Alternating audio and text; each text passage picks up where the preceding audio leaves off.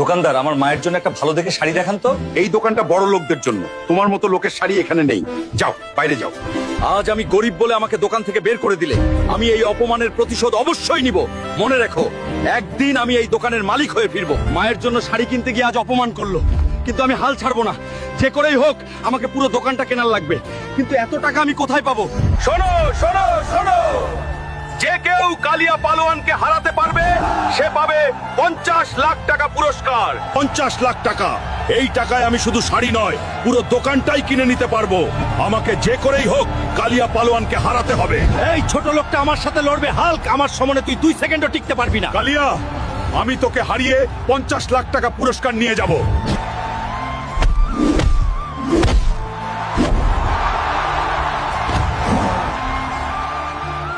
বন্ধুরা, আমার তোমাদের সাহায্যের দরকার। তোমরা তাড়াতাড়ি ভিডিওটিতে লাইক দিয়ে চ্যানেলটিকে সাবস্ক্রাইব করো এবং ফেসবুক থেকে দেখলে পেজটিকে ফলো করে দাও, তাহলেই আমি শক্তি পাবো।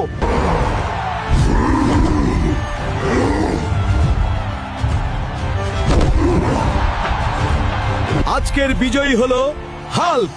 হাল্ক হাল্ক এই নাও তোমার 50 লাখ টাকা পুরস্কার। দোকানদার, এই নাও টাকা। আজ থেকে এই দোকানটা আমার। বন্ধুরা, তোমাদের জন্যই আজ আমি আমার অপমানের বদলা নিতে পেরেছি। অসংখ্য ধন্যবাদ। আর যারা এখনো লাইক সাবস্ক্রাইব করোনি, এখনই করে ফেলো।